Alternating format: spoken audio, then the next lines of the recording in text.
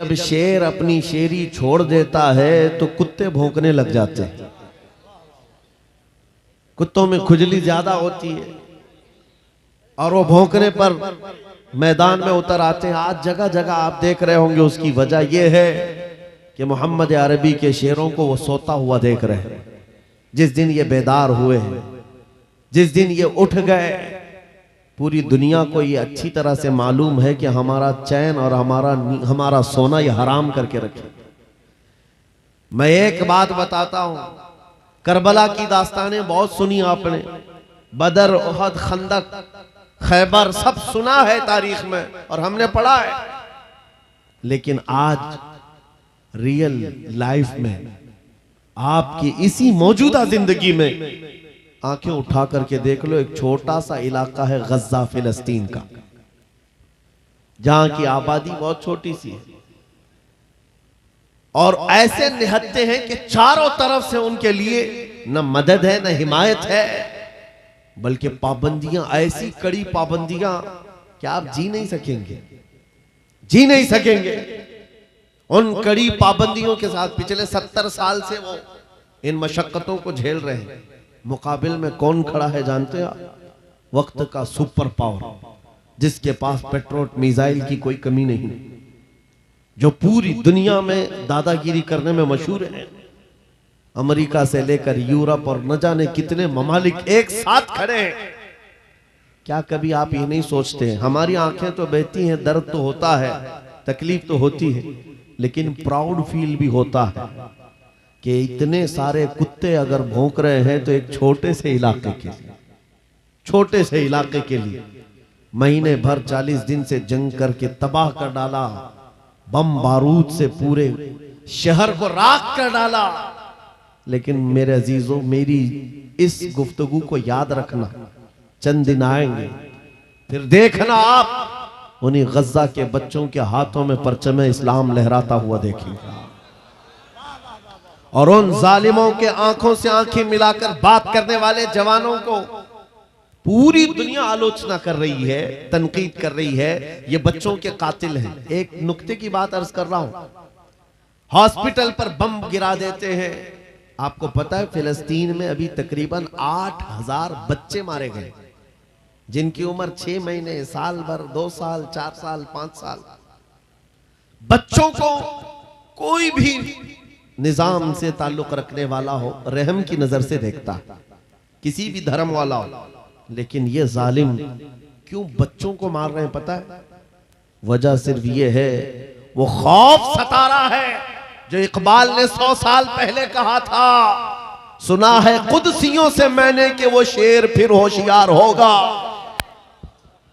इकबाल ने कहा था, सुना है कुदसियों से मैंने कि वो शेर फिर होशियार होगा। कौन सा शेर? निकल करके सहरा से जिसने उलट दिया था तख्ते रोमा को। क्या बात है, वाह वाह वाह। वो शेर फिर होशियार होगा। ये इजराइली वही काम कर रहे हैं जो इनके बाप दादा फिरौनी ताकत किया करते थे। फिरौन को नुजूमियों ने बताया था कि एक बच्चा पैदा होगा जो तेरी सल्तनत को हिलाक कर देगा, और इस खौफ से उसने 1 साल के अंदर 12,000 बच्चों को कत्ल कर डाला था। नुजूमियों ने बताया था फिरौन के ख्वाब की ताबीर में 12,000 बच्चों को कत्ल कर डाला। लेकिन जो बच्चा इसकी सल्तनत को हिलाक करने वाला था वो मूसा अलैहिस्सलाम थे, पैदा भी हुए हैं और फिरौन के घर में ही अल्लाह ने उनको पाला। आपको पता है, तफसीर उठा करके देख लें, जब हजरत मूसा अलैहिस्सलाम की माँ, उनकी विलादत का वक्त करीब आया तो तहखाने में गई, बेटा पैदा हुआ। हालात ऐसे थे कि फिरौन जो भी बच्चा पैदा होता ज़बह कर देता था। कुरान में आया, युज़ब्बिऊना अब्नाअहुम व यस्तहयूना निसाअहुम। लड़की पैदा होती तो जिंदा छोड़ देते थे, बेटा पैदा होता तो ज़बह कर देते थे। अब मूसा अलैहिस्सलाम जब पैदा हुए तो क्या किया? खुदा की तकदीर और उसकी हिकमत के फैसले आपको मैं बता रहा हूं, तफसीर से ताल्लुक रखने वाली बात। अल्लाह ताला ने मूसा अलैहिस्सलाम की माँ के दिल में ये बात डाला कि एक लकड़ी के संदूक में इनको रख करके दरिया में बहा दो। और रबतना अला कुलूब, अल्लाह ताला फरमाता है कि हमने उनके दिल को बांध दिया, मजबूत किया। किसको? हजरत मूसा की माँ को उन्होंने एक संदूक में मूसा अलैहिस्सलाम को रखा और दरिया में बहा दिया। मूसा अलैहिस्सलाम की बड़ी बहन बहते हुए संदूक का पीछा करते हुए जा रही थी, देख रही थी कहां गया है संदूक। सीधे फिरौन के बागीचे के किनारे जाकर लग गए। फिरौन की औलाद नहीं थी, फिरौन की बीवी वो बागीचे में टहलने आई थी, देखा एक संदूक आकर लगा है, गुलाब जैसा हसीन बच्चा है, उठा लिया, प्यार किया और लेकर के आई। फिरौन से कहने लगी कि हम इसको अपना बेटा क्यों ना बना ले। पहले फिरौन तो डरा कि कहीं वो मेरी सल्तनत को हिलाक करने वाला बच्चा ये तो नहीं है। बीवी ने कहा कैसी बात करते हो, ये तो दरिया से बहकर के आया है, तुम्हें पता नहीं मौला कहां से बहाकर तुम्हारी हिलाकत को लाए। क्या बात है अल्लाह अल्लाह अल्लाह अल्लाह। तुम्हारी हिलाकत कहां से आएगी तुम्हें अंदाजा भी नहीं है। सुनो मेरी बात को। फिरौन ने बीवी की बात मान ली। मूसा अलैहिस्सलाम की परवरिश फिरौन के घर में हो रही है, फिरौन के घर में, और वो भी किस शान से। मूसा अलैहिस्सलाम पैदाइशी बच्चे हैं, दूध पिलाने की बात आई तो किसी दाया का दूध आप पकड़ते नहीं। मूसा अलैहिस्सलाम की बहन भी वहां खड़ी सब देख रही थी। फिरौन की बीवी से कहा मैं एक दाया को जानती हूं जिसका दूध हर बच्चा पकड़ लेता है। कहा बुला लाओ, हम शाही खजाने से उसे इनाम भी देंगे। वो गई और अपनी माँ को ले आई, अपनी माँ को ले आई। मूसा अलैहिस्सलाम अपनी माँ के गोद में गए, जैसे ही सीने से लगाया दूध पीने लग गए। बादशाहत में खुशी, और मूसा अलैहिस्सलाम की माँ को इनाम और इकराम भी दिया गया। हर बच्चे की परवरिश के लिए मूसा अलैहिस्सलाम की माँ को फिरौन के घर में रखा गया। तुम्हें पता है रब तबारक व तआला की हिकमत के फैसले। वमकरू वमकरल्लाह वल्लाहु खैरुल माकिरीन। मेरा रब फरमाता है काफिर मंसूबा बनाते हैं और अल्लाह खुफिया तदबीर करता है, और रब की खुफिया तदबीर गालिब आती है। मूसा अलैहिस्सलाम जवान हुए फिरौन के घर में, फिरौन के घर में जवान हुए। उसके बाद फिर आपने जब अपनी नबूवत के बाद दावत हक पेश की तो फिरौन जानी दुश्मन हुआ। उसके बाद जो हालात हुए आपको पता है। फिरौन मूसा अलैहिस्सलाम को मारने के लिए पूरी फौज लेकर पीछे निकला। मूसा अलैहिस्सलाम समंदर में चल करके आगे गए, रास्ते आपके लिए खुल गए। फिरौन भी उसी रास्ते पर आया। अल्लाह फरमाता है कि हमने समंदरों को मिला दिया, गर्क कर दिया फिरौन को। एक छोटी सी तारीख में आपको बता रहा हूं, 12,000 बच्चों का कत्ल किया इस डर से कि मुझे हिलाक करने वाला बच्चा ना पैदा हो। लेकिन जो बच्चा तेरी सल्तनत को हिलाक करने वाला था वो तेरी नाक के नीचे परवरिश पा रहा था।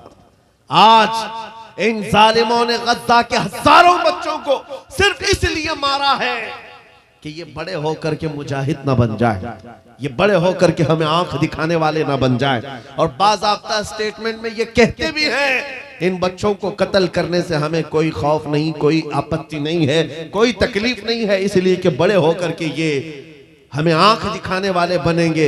ये डर तुम्हारा बता रहा है।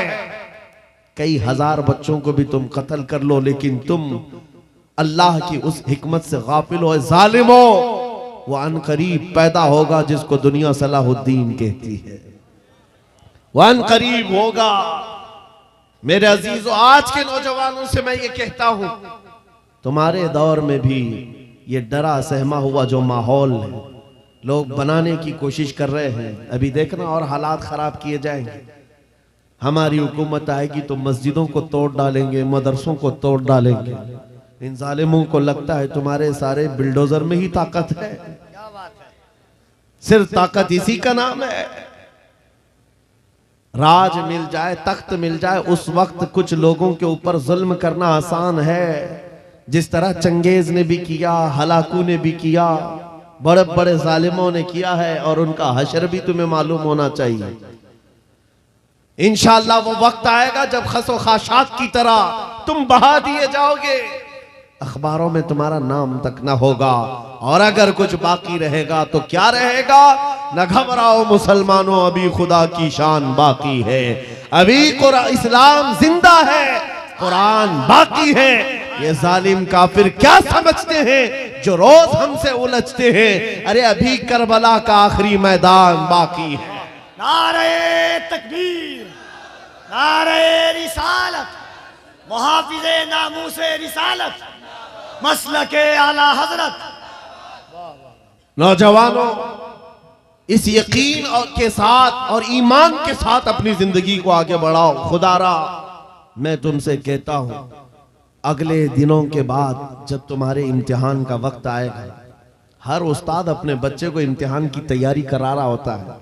बेटा सवालात ऐसे आएंगे, टाइम इतना होगा, स्क्वाड भी होंगे, चेक करने वाले एग्जाम हॉल में बार बार आएंगे, तुम्हें देखेंगे। उस वक्त तुम खौफ से अपने हाथ में कपकपी नहीं पैदा करना, दिल को जमाना और अपना इम्तिहान मुकम्मल करना। यह हर उस्ताद अपने बच्चों को तरकीन करता रहता है। अज़ीज़ान गिरामी वक़ार, इस मिंबरे नूर से मैं आपको इस बात की तलकीन करके जाता हूं, इम्तिहान की घड़ी अनकरीब आने वाली है, आपके साथ भी। और जो इम्तिहान तुम्हारा होगा वो इस्तिकामत का इम्तिहान होगा, तुम्हारे ईमान पर जमे रहने का, तुम्हारे डटे रहने का इम्तिहान होगा। देखना बहुत सारे पार्टी बदल लेंगे, बहुत सारे मसलहतों के पर्दों में छुप जाएंगे, बहुत सारे लोग किसी की धोती में पना ले रहे होंगे, कोई किसी की साड़ी में पना ले रहा होगा, लेकिन जो आशिक मुस्तफा है वो बढ़ चढ़ करके ये ऐलान कर रहा होगा, अपना सब कुछ गुंबद खजरा कल भी था और मेरे नबी से मेरा रिश्ता कल भी था। और बस इस बात के साथ तुम्हें जमे रहना है, यकीन के साथ, एतमाद के साथ। अज़ीज़ान गिरामी वक़ार, कौन सी ऐसी ताकत है, कौन सी ऐसी कुव्वत है जिसने इस्लाम को खत्म किया या खत्म करने की ताकत रखती है? अल्लाह करीम जल्ल शानुहु खुद कुरान पाक में फरमाता है, युरीदूना लियुत्फिउ नूरल्लाहि बिअफ़वाहिहिम व यअबल्लाहु इल्ला अन युतिम्मा नूरह। अल्लाह फरमाता है, ये जालिम अपने मुंह के फूंकों से इस्लाम के चिराग को बुझाना चाहते हैं और अल्लाह तबारक व तआला इस चिराग को मुकम्मल करके रहेगा। दीन इस्लाम, अभी आप सुन रहे थे, इस्लाम था, इस्लाम है, इसके साथ कुछ नहीं होना है, आपका इम्तिहान होना है। हमारे मरने के बाद अल्लाह ताला इस दीन की हिफाजत के लिए औरों को पैदा करेगा। वो कादिर मुतलक चाहे तो सख्त जानी दुश्मनों से भी ईमान वाले पैदा कर सकता है। हाँ, ये बात याद रखिए आप। ततारी जिन्होंने बगदाद को हिलाक करके रखा था, रब तबारक व तआला ने उन्हीं के सीनों में ईमान की दौलत दी और वो मुहाफिज़े इस्लाम बन गए। हमारे दौर में भी जितने आतंक मचा रहे हैं, कल इनके बच्चे ये नारा लगाएंगे, इस्लाम था, इस्लाम है, इस्लाम रहेगा। हाँ, जितने आतंकवादी हैं सब नारा लगाएंगे इंशाअल्लाह। आप इंतजार करें इस बात का, लेकिन तुम अपने इम्तिहान में जमे रहो, डटे रहो। अगर तुमने नबी पाक सल्लल्लाहु अलैहि वसल्लम के इस दीन के साथ, इस शरीयत के साथ नाइंसाफी की, तो कल मेरे आका को क्या जवाब दोगे? कल मैदान क़यामत में तुम्हें खड़े होना है, हुजूर पाक सल्लल्लाहु तआला अलैहि वसल्लम की बारगाह में जवाब देना है। अगर मेरे आका ने पूछ लिया कि जिस वक्त मेरी शरीयत पर हमले हो रहे थे, जिस वक्त मेरे दीन को कुत्ते नोचने की कोशिश कर रहे थे, ऐ नौजवान बता तू मेरी सुन्नतों के साथ कितना अमल कर रहा था? तुम क्या जवाब दोगे? आका, मैं आपकी दाढ़ियां निकाल करके गटर नालियों में फेंकता था, मैं यहूदियों और ईसाइयों के तरीकों पर चलता था।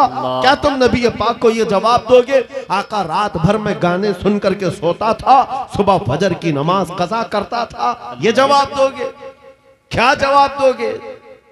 आपके पास अगर जवाब नहीं देने की ताकत है तो आज ही बदल डालो, जिंदगी बदल डालो, आज इनकलाब ले आओ। देखना, मैं अक्सर ये बातें कहता हूं ना, मैं चाकू छुरी की बात करता हूं, ये तो शायर लोग तलवार उठाने की भी बात करते हैं। हाँ, ये कहते भी हैं समझौता नहीं होगा, तलवार उठ जाएगी। मैं तो तलवार की भी बात नहीं करता। अरे प्लास्टिक का ब्लेड भी रख लो तो कल को हमको आतंकवादी घोषित कर दे।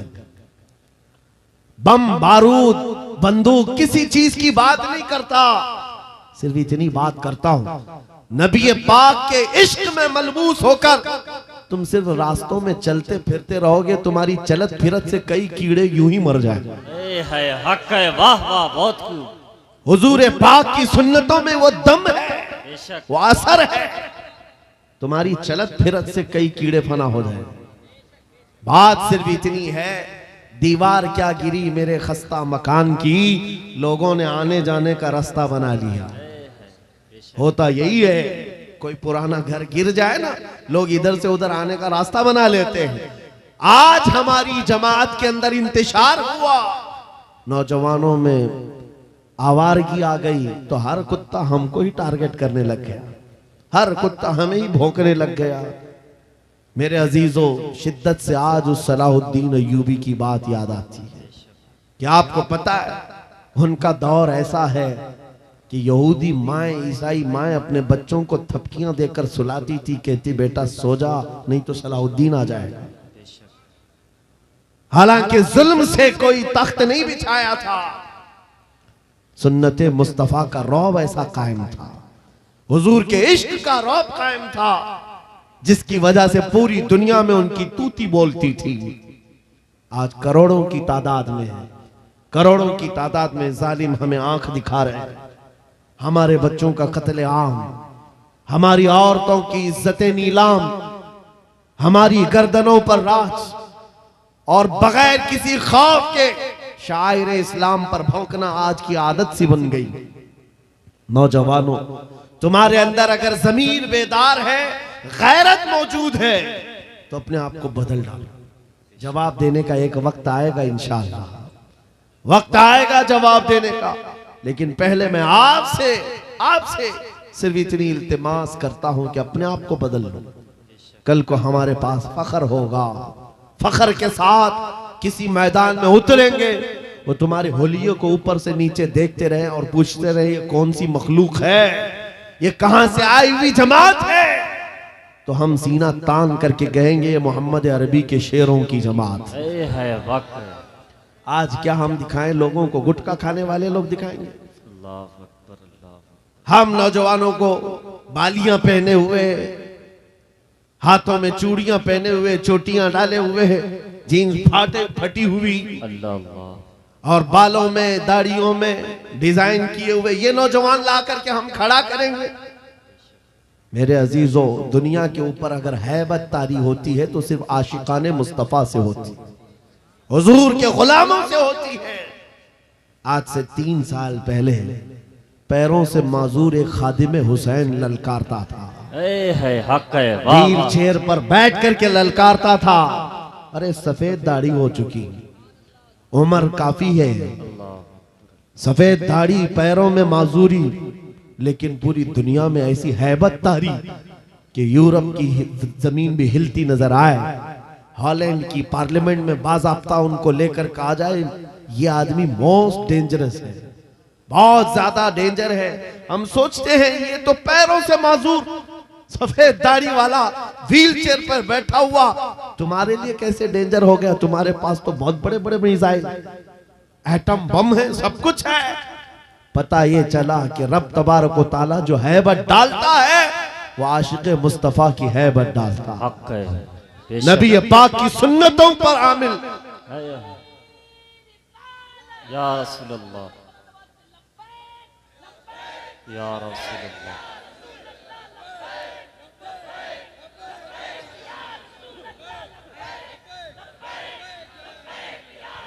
सैयदना उमर इब्ने खत्ताब रज़ियल्लाहु ताला अन्हु का दौर है।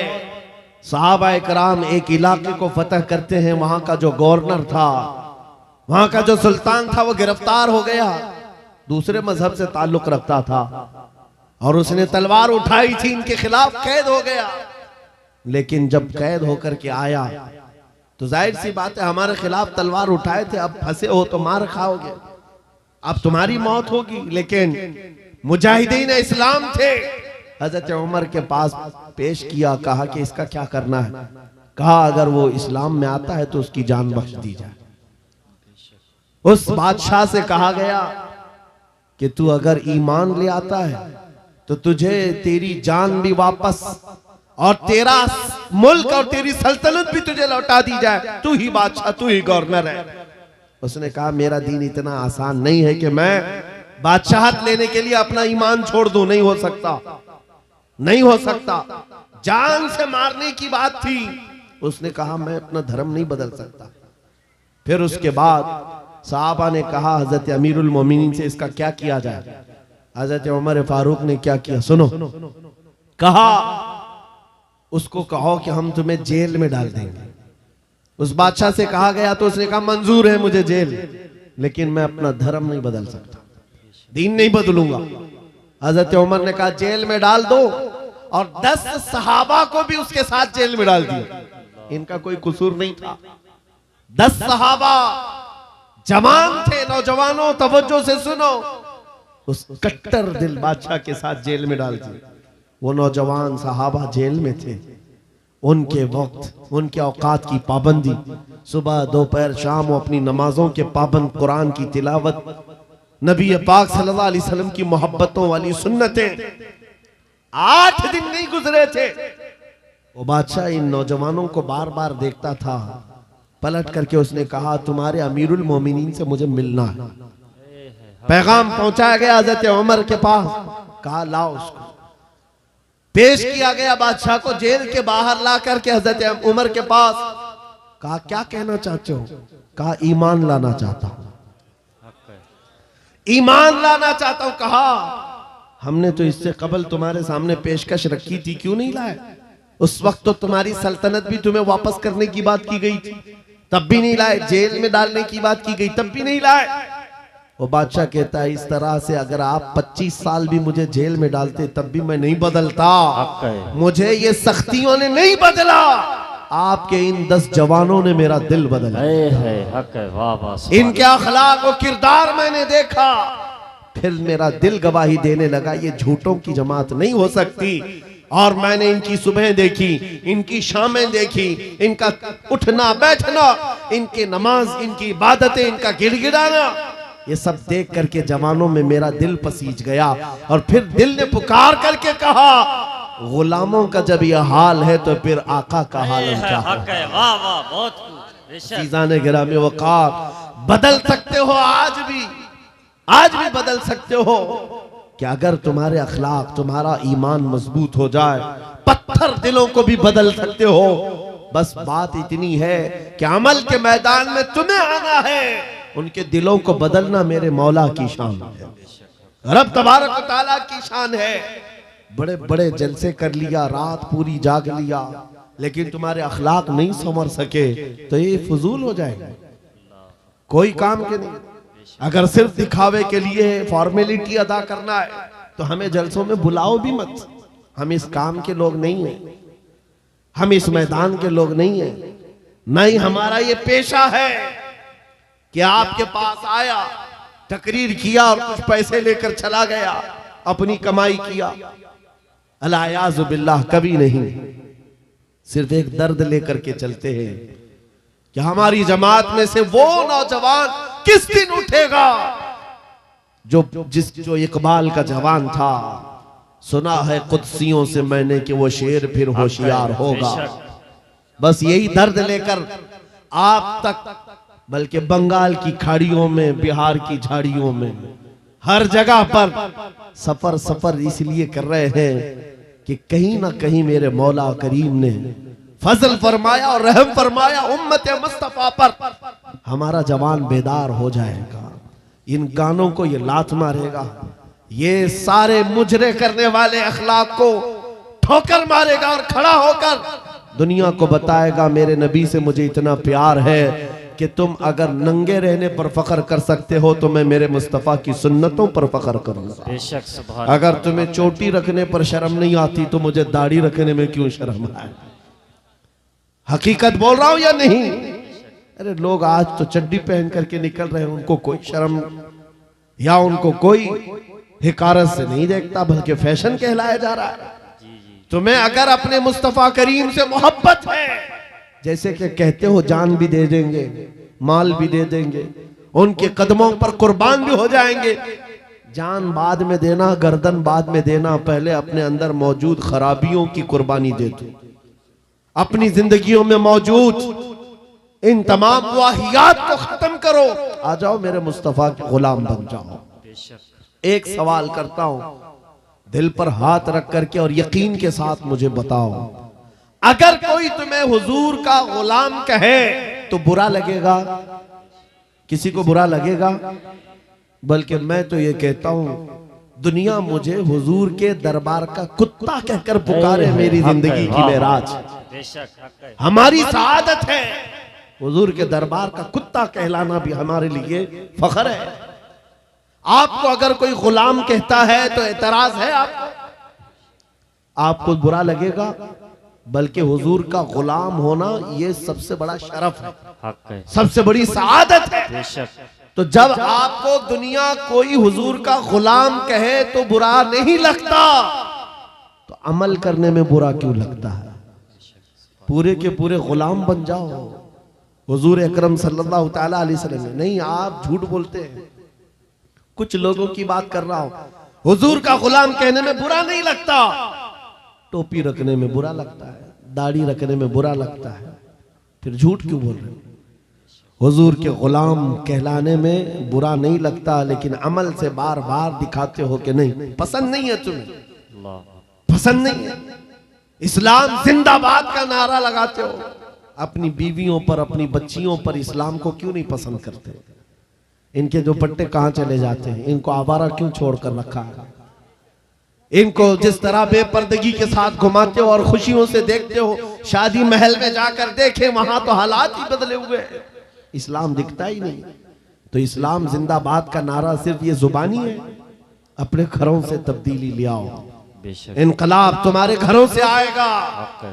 आज तुम दिल महसूस करके बैठे हुए हो कि बड़े बड़े तख्त पर बैठे हुए कुत्ते हमारे लिए भौंक रहे हैं, इस्लाम को मिटाएंगे, मदरसों को मिटाएंगे, मस्जिदों को मिटाएंगे, बुरा लगता है। और उसके बदले में तुम चाहते हो उनका जवाब देने वाला कोई चाहिए। बार बार हमारी मेंबरों से हम उनका जवाब देते रहे। ऐ नौजवानों, जवाब तुम अपने अमल से दो। एक मस्जिद का मीनार क्या गिरता है? हर घर मस्जिद बनना चाहिए, हर घर मस्जिद बन जाए। काश तुम्हारे घरों से अजाने हो, तुम्हारे घरों को मुसल्ला बना दिया जाए। एक बात याद रखो, दुनिया थक जाएगी, एक वक्त आएगा थक जाएगी। कल को देखना इजराइल भी थक चुका होगा मार मार करके। अब आएंगे वो युद्ध विराम करने के लिए कि हम समझौता करेंगे, बस खत्म हो गया। जितने ताकत थी झोंक दिया, मार मार करके थक जाएगी दुनिया। लेकिन हमारी शरीयत का, हमारे दीन का एक मिजाज है, कितने गाजी मारोगे हर घर से गाजी निकले। तुम एक चिराग गुल करोगे, मौला 100 चिराग रोशन करेगा। ये सिलसिला चलता रहेगा। यहां पर भी तुम खौफजदा ना रहो, डर के माहौल में ना जियो। बस मैं तुम्हें ये बात कहने के लिए आया हूं, अगर नबी के गुलाम हो तो पूरी गुलामी करो, पूरी गुलामी करो, फख्र के साथ करो, अपनी दाढ़ियों के साथ, अपनी शनाख्त के साथ, अपनी आइडेंटिटी के साथ। आपको क्या लगता है कि कोई हमें नौकरी से निकाल देगा, कोई हमें रिस्क नहीं देगा? माज़अल्लाह, रज़्ज़ाक़ ये लोग नहीं, रज़्ज़ाक़ मेरा रब है, अल्लाह मेरा रज़्ज़ाक़ है। एक छोटी सी कम्युनिटी ने अपनी पहचान बना ली पंजाबियों ने, और वो अपनी आइडेंटिटी को लेकर के चलने लगे, और दुनिया पर उन्होंने छाप छोड़ा कि हम जहां रहेंगे अपनी शनाख्त के साथ रहेंगे, समझौता नहीं करेंगे। दुनिया उनको एक्सेप्शन देने लग गई कि हाँ ठीक है, तुम इसके साथ ही जियो। ऐ मोमिनो, तुमने खुद छोड़ दिया अपनी चीजों को। काश उस सहाबी रसूल की बात मैं तुम्हें बताऊं। हजरत नौमान एक सहाबी, एक बादशाह के पास उनको बुलाया गया था, हुजूर के तर्जुमान बन करके गए थे, एम्बेसडर बन करके गए थे। और जब उस बादशाह के पास आए, काफिर बादशाह था, एक सहाबी की बात, उसने कालीन बिछाया, और कैसा कालीन था? रेशम का कालीन था, रेशम का कालीन, बहुत महंगा कालीन। और जो कुर्सी बिछाया वो सोने की कलाई की हुई कुर्सी थी। जब सहाबी रसूल वहां पहुंचे, देखा रेशम का कालीन है, अपनी तलवार से फाड़ दिया, कहा उठाओ इसको, जमीन पर चलूंगा। जमीन पर चलकर आए, कुर्सी देखा सोने की रखी है, ठोकर मारकर गिरा दिया, कहा सादी कुर्सी रखो। बादशाह ने पूछा, इतना एटीट्यूड है तुम्हारे अंदर, इतना गुरूर किस बात का? तुम्हारी इज्जत के लिए ये रेशम का कालीन बिछाया, सोने की कलाई की हुई कुर्सी रखा। उस साहबी ने कहा, बादशाह ये गुरूर नहीं, ये तकब्बुर नहीं है, मैं मदीने वाले मुस्तफा का गुलाम हूं, जिनका फरमान है कि मर्द के लिए रेशम का इस्तेमाल हराम है, मर्द के लिए सोने का इस्तेमाल हराम है। मैं दुनिया में जहां कहीं रहूंगा, एक सोने की कुर्सी क्या 1000 कुर्सी रखे, मैं ठोकर मार दूंगा अपना सब कुछ गुंबद खजरा। मेरे नबी से मेरा रिश्ता, उन सहाबा का ये ऐलान था, उनका ये ऐलान था, जहां रहेंगे हम अपनी आइडेंटिटी के साथ रहेंगे। ये नहीं कि तुम जालिमों के बीच में बैठ गए, शराब का दौर चल रहा है, तुम भी उठाए पी लिए, दोस्ती में तुम भटक गए, औबाश अय्याश नौजवानों की दोस्ती में तुमने वहां पर चरस गांजे भी ले लिए, तुम्हें उस वक्त नबी पाक का ख्याल नहीं आया, हुजूर पाक सल्लल्लाहु अलैहि वसल्लम की निस्बत का ख्याल नहीं आया। एनी टाइम हर जगह पर तुम अपने नबी से जुड़े हुए हो। आज ये अहद करके उठो, जिंदगी के जिस शोबे में भी जाऊंगा मैं मदीने वाले आका का गुलाम बन करके जीऊंगा। ये अहद करेंगे इंशाअल्लाह। बाजार में भी हुजूर के गुलाम, मस्जिद में भी हुजूर के गुलाम, घर में भी हुजूर के गुलाम। इस गुलामी का नतीजा ये निकलेगा जिस दिन हमारा जनाजा जाए और कब्र में जाने से पहले तुम सिर्फ इतना कह करके जाना मेरे आका से, इतना कह करके जाना, मैं मरूं तो मेरे आका। ये मलाइका से कहना, इसे कोई मत जगाना, अभी आंख लग गई है। फिर देखना नबी करीम सल्लल्लाहु ताला अलैहि वसल्लम की तरफ से खबर में भी तुम्हारी राहत के लिए ये जवाब आएगा, नकीरो जरा आराम से जगाना, ये मेरा दीवाना आया है, बेशक ये मेरा दीवाना है, थक करके आया है। अगर वो इज्जत चाहते हो तो आज दुनिया के ऐश को ठोकर मारो, आज दुनिया की इन तमाम वाहियात और खुराफात को छोड़ो, आओ मेरे नबी पाक के दरबार में।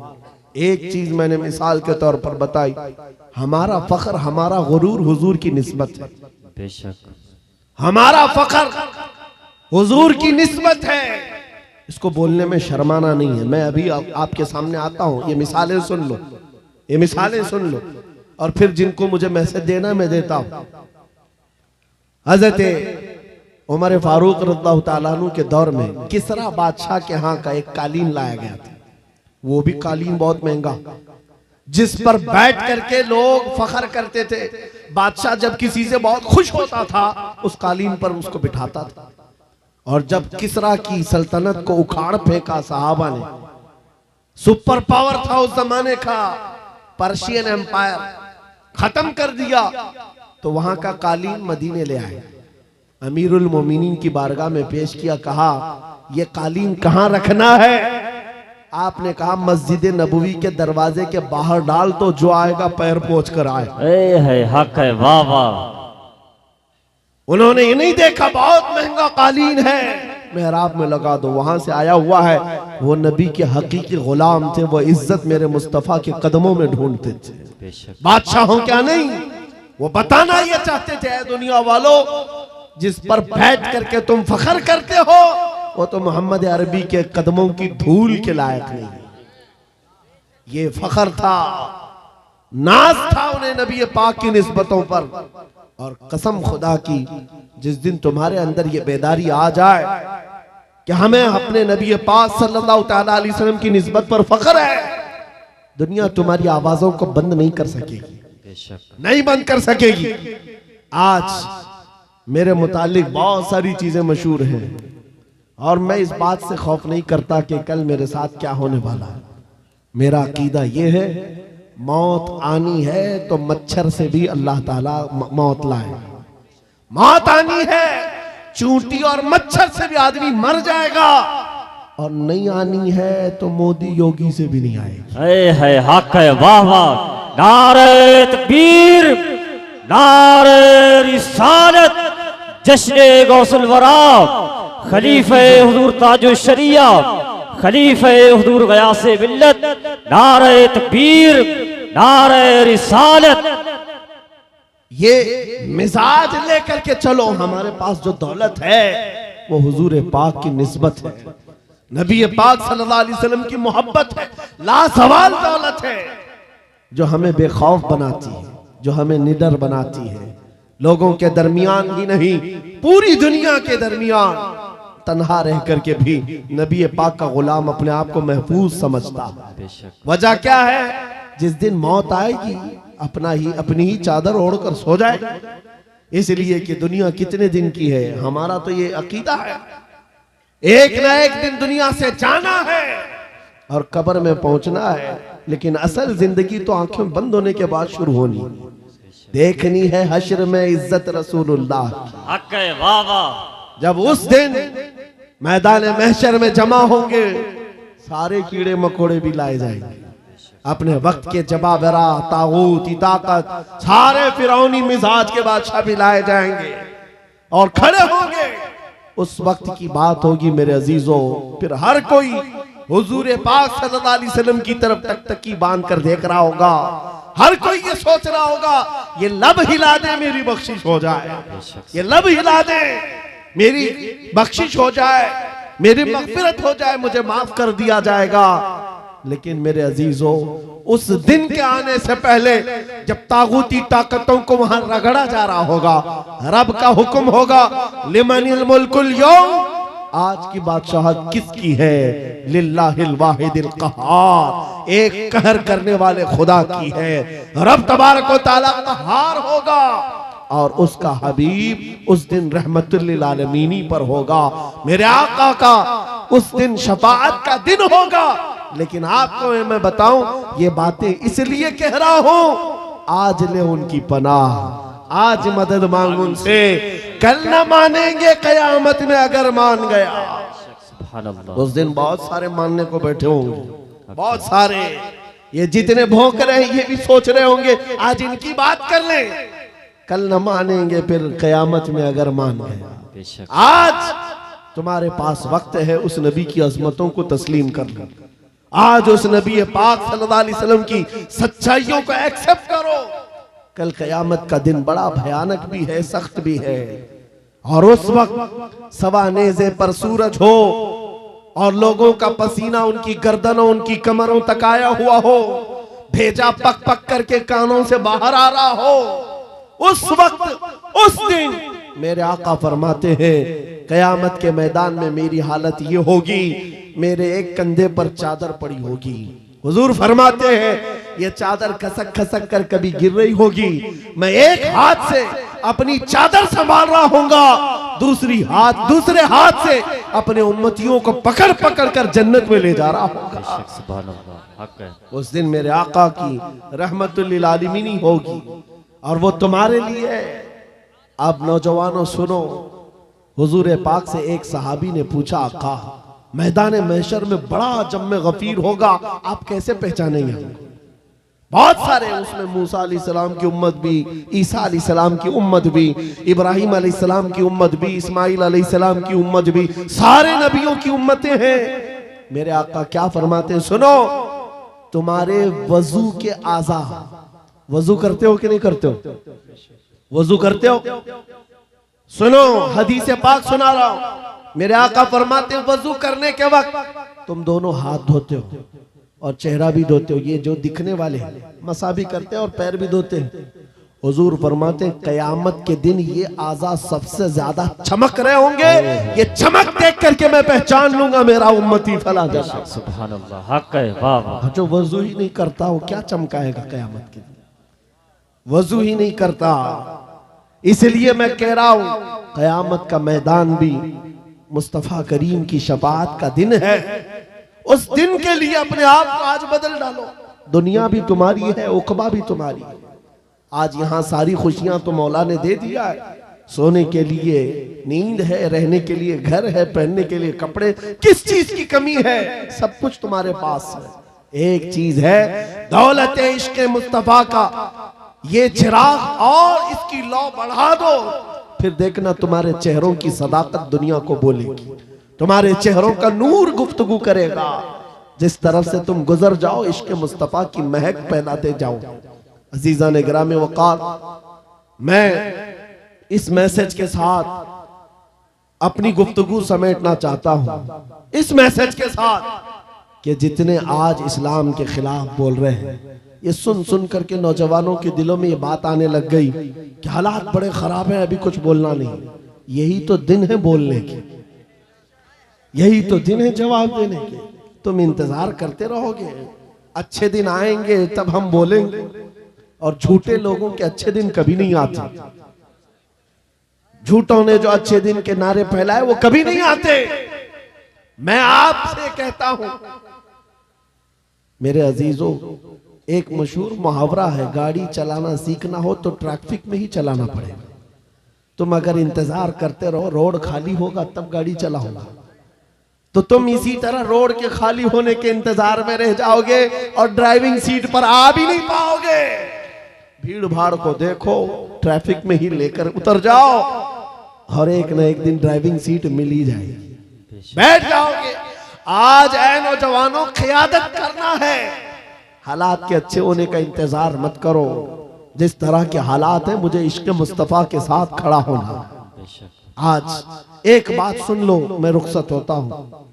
कई हमारे मोहब्बत करने वाले उलमा ने हमसे कहा था, जो बहुत मोहब्बत करते हैं, कहा मुफ्ती साहब बड़ा अंदेशा है और डर लगता है, कहीं आपके साथ कुछ हो गया तो क्या होगा। अवाम और मखलूक आपसे नफा उठा रही है, ज्यादा देर तक ये नफा चलना चाहिए। उनकी मोहब्बतें मेरे सर आंखों पर, मैं सलाम करता हूं, उन्होंने दुआएं दी हैं। लेकिन मेरे अजीजों, बारहा उन्होंने कहा आपका होना बहुत जरूरी है, आपका होना बहुत जरूरी। इनसे भी पूछो तो यही कहेंगे, जरा एहतियात से बात करें, बहुत सख्त जुमले बोलेंगे, कल को कुछ हो जाएगा। आपका होना बहुत जरूरी है। मैं अर्ज करता हूं नौजवानों, मेरी हैसियत एक घास के बराबर भी नहीं। इमाम हुसैन का होना कितना जरूरी था। हक है, वाह वाह। इमाम हुसैन का होना कितना जरूरी था। मक्का के सहाबा हाथ जोड़कर कह रहे थे, मौला हुसैन आप मत जाइए, अहले बैत का सबसे बड़ा चेहरा आप हैं। आप जाएंगे तो मखलूक को नफा कौन पहुंचाएगा, उम्मत की रहबरी कौन करेगा। इमाम हुसैन ने सबकी सुनी थी, सबकी सुनी और कहा, बल्कि मक्का से निकलने के वक्त छोटी मोटी जंगें भी हो गई थी, चाहने वालों से ही जो रास्ता रोक रहे थे, मत जाइए मत जाइए, आपका होना बहुत जरूरी है। मेरे अजीजों, ये मिजाज हुसैनी था जो ये बता रहा था कि मसलहत के साथ खामोशी के साथ जी लेंगे और 8 साल 10 साल, लेकिन अगर जालिमों के वक्त खामोश रह गए, कल की नस्लें इतनी बुज़दिल हो जाएंगी, वो ये समझने लग जाएंगी जो ऐरा गैरा भौंकना चाहे भौंक सकता है। हमारे बड़ों ने कभी जवाब नहीं दिया तो हम क्या जवाब देंगे। अजीजा ने गिरामी वकार, आपका ये गुलाम और ये फकीर सिर्फ इतना जज्बा लेकर चलता है, कल को मुझसे अगर कोई उलझता है, मेरी फांसी हो जाए, मेरी जेल हो जाए, मुमकिनात में से है, मगर इस बात का मैं खौफ नहीं रखता। कल के बाद हमारी नस्लें आएंगी, वो इतनी बात तो जरूर कहेंगी कि जब नबी पाक की शान में कोई कुत्ता भौंक रहा था तो हमारे बाप दादाओं में से कोई आलिम खड़ा होकर जवाब तो दे रहा था। नारे तकबीर, नारे रिसालत, मसलके आला हजरत, मुहाफिज़े नामुसे रिसालत, शेरे अहले सुन्नत, मशाइखे कालपी शरीफ। आने वाली नस्लों का ईमान मजबूत होगा। नौजवान बच्चे कल को ये तस्करा करेंगे। एक वक्त था जब हर जगह पर हुजूर की शान में, कुरान की शान में, रब की शान में, इस्लाम की शान में ऐरा गैरा नत्थु खेरा बोलने लग जाए। मेरे अजीजों, अगर खामोश मिजाजी इसी तरह की बनाई गई तो आने वाले लोगों के दिलों में ऐसी बुज़दिली आ जाएगी कि कल को ये हुजूर का नाम लेने से भी डरने लग जाएं, कुरान की बात करने में खौफ खाने लग जाएं।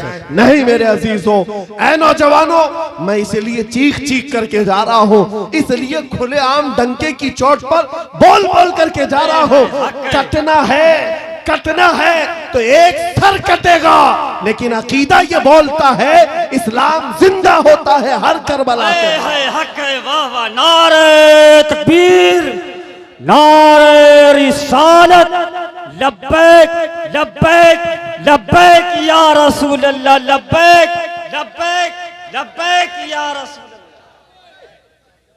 बस बात इतनी है, इस बात का खौफ नहीं, डर नहीं है।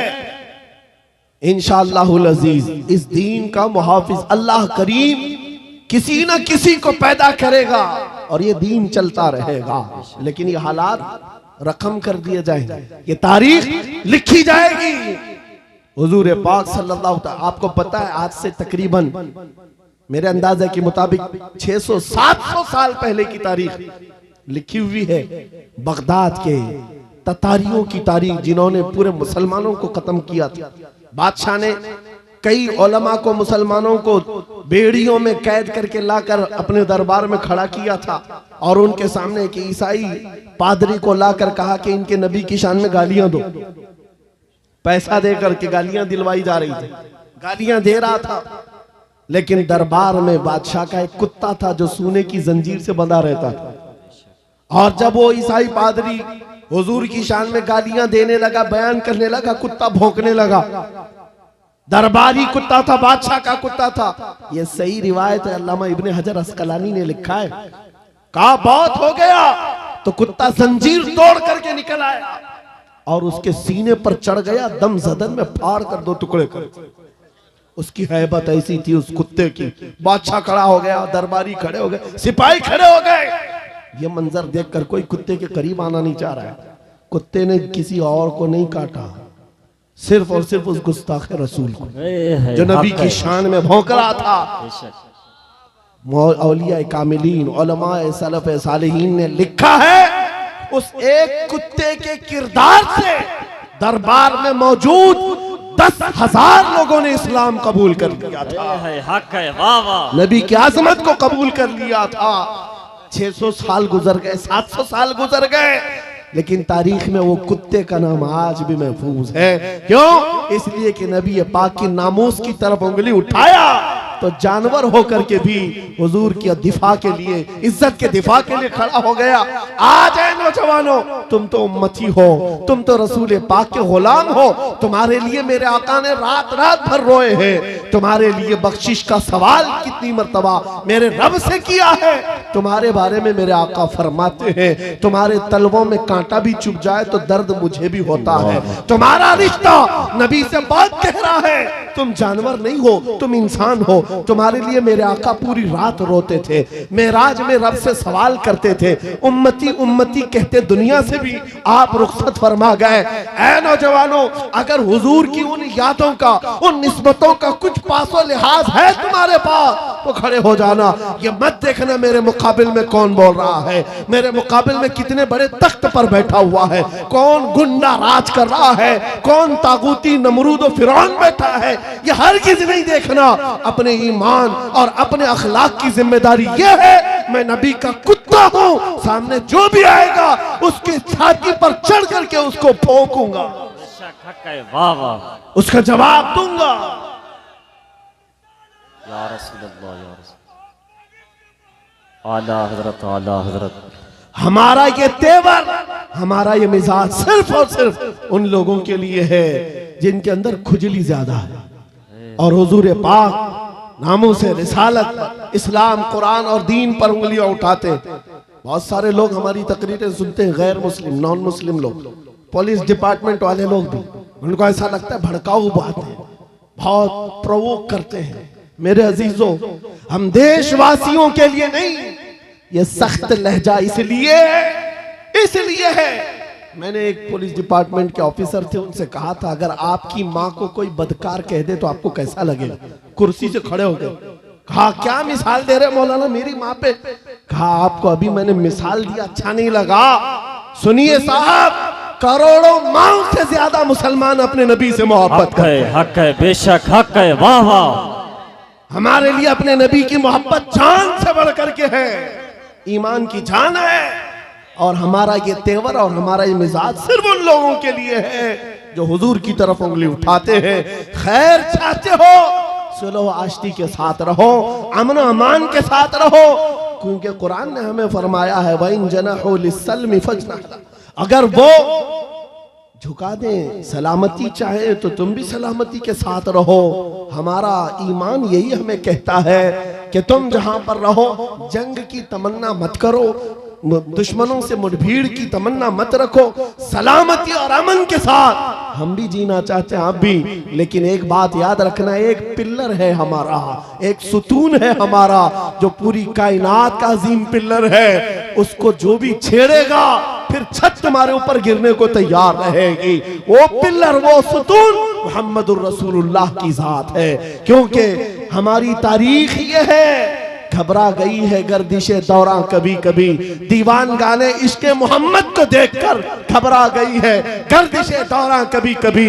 वो मेरे आबा व अजदाद थे, ऐ सुन्नियों तुम्हारे आबा व अजदाद थे, तुम्हारे वो पुरखों की तारीख थी जिन्होंने दरिया नहीं देखे घोड़े डाल दिए थे, जिन्होंने पहाड़ नहीं देखे चढ़ा दिए थे, जिन्होंने आंधियां नहीं देखी अपने नबी का परचम लहरा दिया था। टल न सकते थे जंग में अगर अड़ जाते थे, पांव शेरों के भी मैदान से उखड़ जाते थे, हक से सरकश हुआ कोई तो बिगड़ जाते थे। अरे तेग क्या चीज है, हम तोप से भी लड़ जाते थे। बेशक सुभान अल्लाह, हक है। यादी यादी यादी, यह हमारी तारीख की सच्चाइयां हैं। और अगर यकीन नहीं आता उन सारे कीड़ों से मैं कहता हूं, जाओ फिलिस्तीन के उन नन्हे बच्चों को आज देख लो जिनके हाथों में छोटी कंकरियां हैं और सामने बड़े बड़े मिसाइल खड़े हुए हैं, लेकिन इन बच्चों का ईमान आज भी है। इस्लाम था, इस्लाम है, इस्लाम रहेगा। यही यकीन तुम्हारे दिलों के अंदर पैदा हो जाए। अजीजा ने गिरामी वक़ार, बस मेरा मैसेज जवानों के सीनों में अगर महफूज हो गया, कल को अगर वो खड़े होकर ये अहद करके उठे, मैं सो जाऊं या मुस्तफा कहते कहते, खुले आंख सल्ले अला कहते कहते, उन्हें जाना उन्हें माना, न रखा गैर से काम, लिल्लाहिल हम्द मैं दुनिया से मुसलमान गया। जिंदगी ये नहीं किसी की किसी के लिए, जिंदगी है नबी की। अरे ना समझ मरते हैं जिंदगी के लिए, जीना मरना है सब कुछ नबी के लिए। आओ बारगाह मुस्तफा में अहद करके उठते हैं, वादा करके उठते हैं। आका दूसरों के लिए बहुत जी लिया, लेकिन आज वादा करता हूँ या रसूल अल्लाह, दहन में जुबान तुम्हारे लिए, बदन में है जान तुम्हारे लिए। हम आए यहाँ तुम्हारे लिए, उठे भी वहाँ तुम्हारे लिए। लब्बैक या रसूल अल्लाह, लब्बैक या रसूल अल्लाह, लब्बैक या रसूल अल्लाह।